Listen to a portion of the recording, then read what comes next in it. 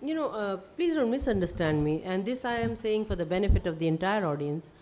It is my perception that there should not be a contradiction between human security and the traditional concept of security. It is because the state ignored the individual that a new discipline came up that says focuses on individual.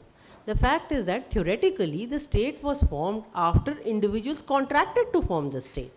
So individuals were always the first brick of the state that came up.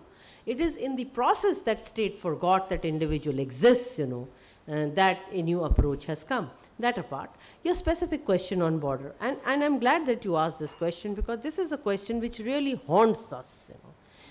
India is a country with vibrant democracy, tolerance, non-violence. These are the essential values which still govern the country despite everything, corruption, mismanagement, which are part of a growing economy in most of the places. Now, in our border area, I will tell you what is it that drives the refugees in.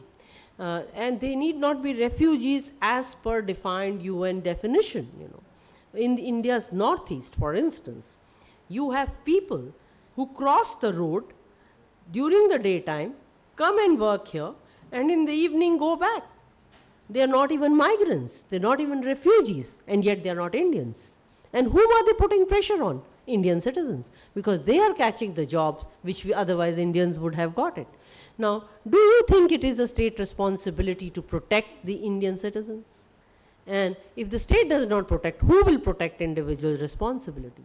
My explanation to you is when individual comes into conflict with individual, the state has to intervene. There's no contradiction even in border refugee problem. How do states, for example, the push factor from Bangladesh is poor economic condition or devastation. Sometimes they're really bad on the disasters, economic management. So what happens is sometimes out of the disasters, sometimes because India offers better job opportunities, you find an inflow of migrants. And therefore, which creates a problem, not only for the individuals, because it attacks the job market, these people also become ultimately part of the insurgency that is growing because you get money by foreign agents. So individual liberty, that is, individual security gets linked to the state security. And when an explosion takes place, it is the individual that dies. But an individual is a citizen of the state, So even in case of when you have border area migration, you have these kind of problems. There are UNHCR problems. For instance, Nepal-Bhutan case, you have Bhutanese who pushed out the Nepalese because they were cutting on the Bhutanese job. But at the same time, these were the Bhutanese which had come when Bhutan did not have the labor force. So what do? So they are just stuck between two states, and the UNHCR intervened, and what it did was it divided the family. Two parents, the father and the son would go to Nepal, the daughter and the mother would. It was such indiscriminate solution that it was practically not a solution at all, So these problems in border areas arise unless states bilaterally resolve the issue or Global Convention on Refugees come into existence, not only into existence, by ratification also. Otherwise, unless states develop on their own that people are not pushed out, unless states develop on their own that even in conflict situations people are not pushed to the boundaries across, this problem will remain. I would like to make a clarification.